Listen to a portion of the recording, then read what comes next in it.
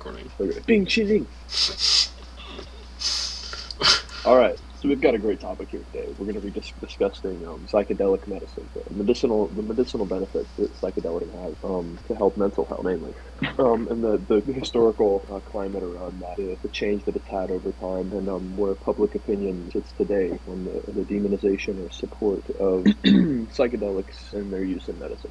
So why they became illegal in the first place in the U.S., why they should be legalized, any recent progress that's been had in recent decades, or any stagnation that's happened in recent decades, or even past couple of years. Generally, the general consensus, the conspiracy theory about it goes that the government has manipulated the populace to believe that psychedelics are bad to support big pharma in making as much money as they can selling pharmaceuticals and antidepressants that skip over like the root of problems that proper use of psychedelic medicine can actually solve.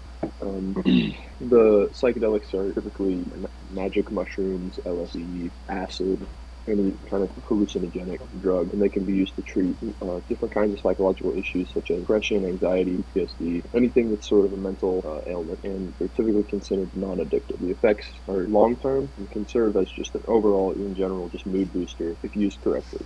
But it goes in our society that corporations make a lot more money just off of drugs, prescription drugs, and things that don't actually help at the root of a cause, don't change someone's psyche, that just oppress certain issues. So that's what we've been led to believe. Some history behind the issue: demonization of marijuana, which is sort of the beginning of everything related to psychedelics and hallucinogenics, began about a year into the Great Depression. LSD and psilocybin became illegal in 1968 under the Stagger-Dodd bill. The demonization of pot also coincided a lot with different racism efforts, as a lot of times it was used against like African Americans. Specifically, there's specific cases of like jazz musicians getting attacked, sort of as like going hand in hand with racism, kind of unfounded things going on, just making it seem bad, to the American public. And especially during the Vietnam War and leading into the war on drugs, anti-weed sentiment was used as a big distraction by the government for the Vietnam War. And in 1970, although hallucinogenics had been technically illegal for a while, it wasn't really enforced. But in 1970, Congress passed the Comprehensive Drug Abuse Prevention and Control Act, which sort of ramped up the actual enforcement of the criminalization of psychedelics. And the main thing recently we've seen with this is coincides with pot. It is just decriminalization. And very recently, in November, Detroit has decriminalized the use of shrooms. Yeah, I mean, not only And, Detroit, but Oregon too. The entire state of it. mm-hmm, mm-hmm. Decriminalized all hallucinogenic, all like hard drugs. A lot And of places you see that do the same with pot. yeah, I think California is looking to do it next too. Yeah, they sort of go one after the other, I guess. Yeah. But public opinion, just general public opinion, it's sort of the move to legalize psychedelics, and it sits behind the move to legalize pot, and they go hand in hand. But one is pot is seen as sort of like a baby step, and psychedelics are seen as a lot more of like a rash or more potent, strong thing that people may not be as willing to open their minds to.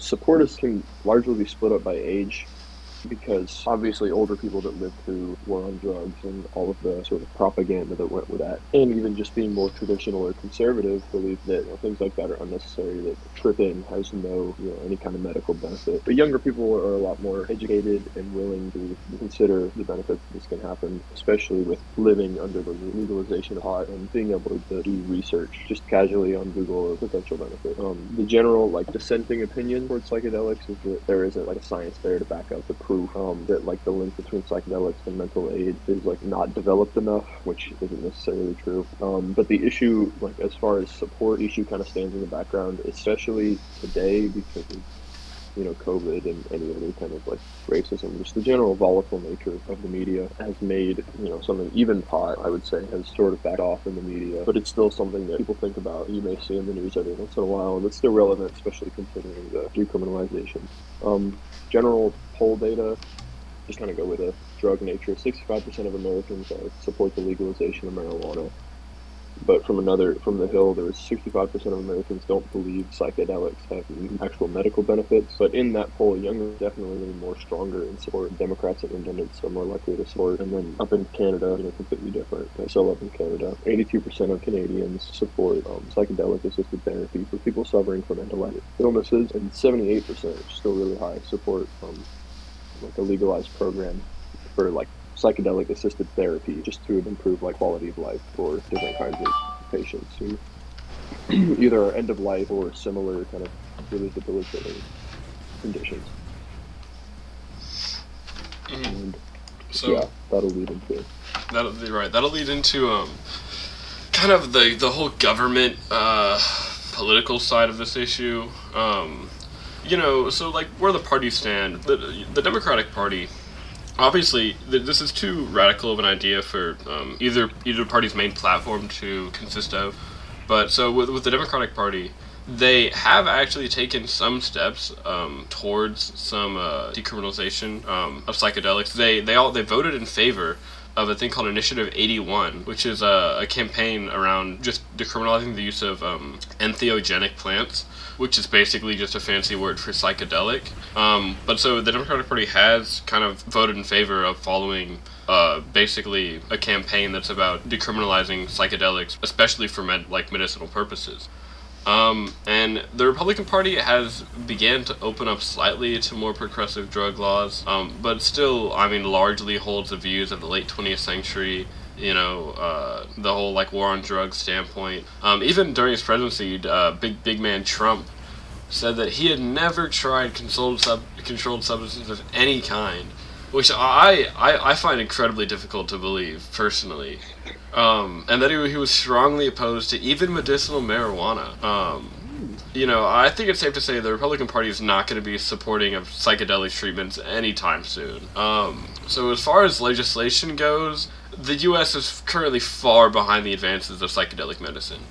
So the FDA has already approved multiple psychedelic treatments, such as esketamine to treat depression, MDMA to treat PTSD, and shrooms to treat major depression. With the FDA having approved psychedelic medicines for mental illnesses, the Controlled Substances Act, which is really the only legislation controlling these kind of substances, still sees any use of these as a form of abuse and punishable by law.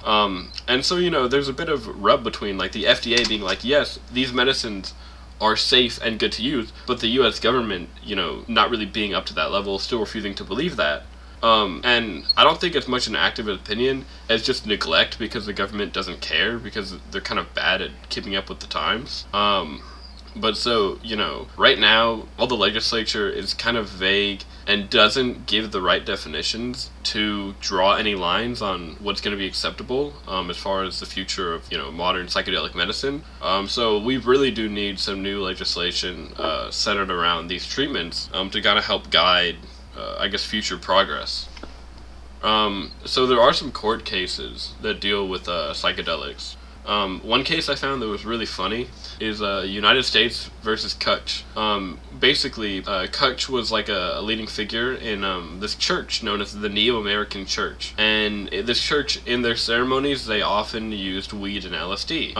And so, as a bit of background, there hasn't been a big Supreme Court case, but in state Supreme Courts and kind of around the nation, there have been a lot of cases about Native American churches using peyote and shrooms in their ceremonies because they have done for thousands of years, and the Native American churches win almost every time. And at this point, around the country, Native Americans are able to use these substances for religious purposes legally. But so this US v. Kutch case, the court basically said that they were not allowed to use weed and LSD in their ceremonies, not because they were against, that being used religiously, but because they thought that the church wasn't actually religious, but was just an elaborate, scheme to get a hand on psychedelics, which I just find hilarious. But other than that, there's really no serious cases. So if we bring it down to the states, where there has been a lot more action, I mentioned this earlier, but Oregon is the only state in the U.S. to have complete decriminalization of psychedelic medicine. And Oregon's been trying to follow legislature passed in Portugal to push for, very progressive drug laws. Some cities have passed similar legislature on a smaller scale, such as Denver and Oakland. And I think California is set to decriminalize psychedelics, within the next few years or so. There's been a lot of talk about it. But that's as far as kind of state decriminalization has gone. But surprisingly enough, even with how right-wing Governor Greg Abbott is, he did sign a bill earlier this year that allowed Texas institutions to research psychedelic therapy. So universities and hospitals have began researching that within the state. For an example, Baylor has a department now researching into shrooms for depression and PTSD, which I find really interesting. Very cool, Greg. So, obviously, who's taking the lead on this issue? It's the public, because there's really no talk about this in governments for the most part. But it's really the interest groups that are acting right now in America that are getting the most support for it, that are actually, being on the news and being talked about and being heard. So it's very just a public run, I guess, push. So, with the media. With the media. Okay. So the thing with the media is not much goes on in the media with this issue.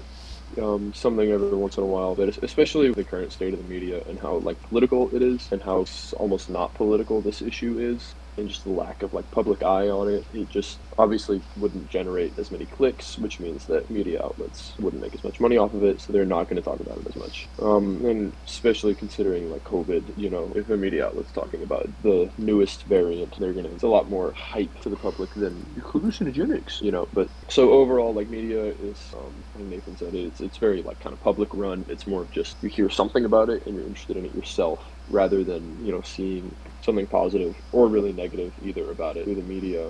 But interest groups, there's sort of two major groups: the Psychedelic Medicine Association and MAPS, or Multidisciplinary Association of Psychedelic Studies, Public Benefit Corporation. And these two organizations have garnered a lot of the support and public attention, are mainly where the efforts to advance the legalization of psychedelic medicine and the research of it come from. But as far as interest groups concerning psychedelics in this issue, those are really the two main ones. And all right, so I guess onto opinions. Some opinions. So I want to give a little bit of background into kind of the history of psychedelic medicine. Really in the early to mid 20th century, research kind of began in a lot of separate institutions around America. The treatments for psychedelic medicine for really any disorder, because they didn't really know what it was capable of.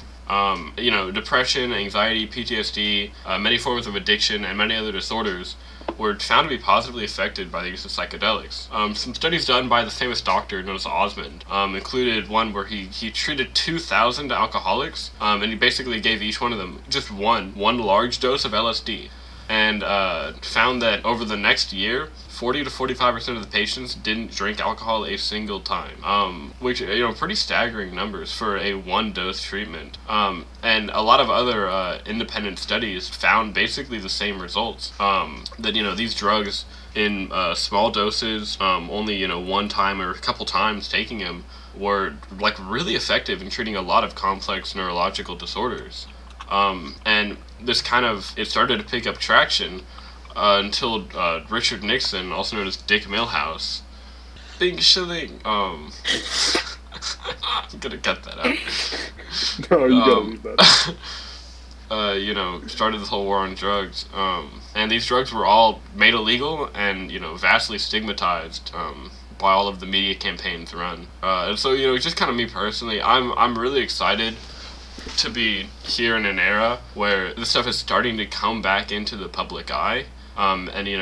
These drugs are being allowed to be studied again, because I think they can be a fantastic benefit to all people with dealing with any of these mental illnesses, and even people not dealing with them. Like Joey said, it can be seen as a mood booster. It can positively impact the lives of any user if done properly and with the right guidance and reasoning. Right, and even especially with how important and big of a thing just mental health is in general, and such a concern about mental health. It's something you hear about a lot, and having something that can actually properly treat mental health issues without just being a pill, a prescription drug, something that you're going to get addicted to and dependent on, and then eventually used to. It's something that actually will make a difference long term in your life. I think it's interesting, and I hope it takes off. Yeah, and with a lot of the current medicines around now, for depression, anxiety, PTSD. These medicines are potentially incredibly harmful. Right, yeah, like You know, awful. I know my sister just recently, within the past few months, was finally able to convince my parents to let her use medicine to help with her anxiety. And you know, she had to be very careful with the dosage and with the brand that she's taking, because any drug she gets, it's going to be highly addictive and possibly debilitating. Right. And that's just the nature of this. And I think it's awful that a lot of these people, you know, trying to take this medicine to help ease like their pain and solve their issues, are, you know, ending up in a worse state that they started. And so Right. kind of for that, I stand as far progressive as possible on this issue. I mean, same. I don't only want to see decriminalization of these for medicinal use, but legalization as a whole. You know. It can be used, to the fullest extent. Yeah, absolutely. So I think it is a slow issue. You know, it's not something that's going to happen tomorrow. It's going to take time for more studies to be done, and for kind of, you know, the evidence and support to build and build. And it's going to take legislation to help destigmatize these treatments. There's got to be some work public done to opinion is reverse the war on drugs stand given to all this. Right. I think public opinion is going to take a while to change. Maybe, but you know, I think it's changing pretty quick about pot too. So. Yeah, absolutely. I think legalization, national legalization of pot, will definitely start to spark more debate on further drugs. Kind of open the door a little bit. Yeah. And you know, I mean, hopefully, the outcome of this issue could be just vastly improved treatment for mental disorders and illnesses. Just you know, quality of life. More effective treatment. You know, less harmful side effects, less addiction. Yeah, just an increase in quality of life in general. Hope so. Yeah. So that about wraps it up for psychedelic medicine, the history, our views. Yeah. The usefulness. Yeah. The big pharma, the government, propaganda. Yeah. Bing shilling. Bing chilling. Sorry, I just dropped my bing chilling.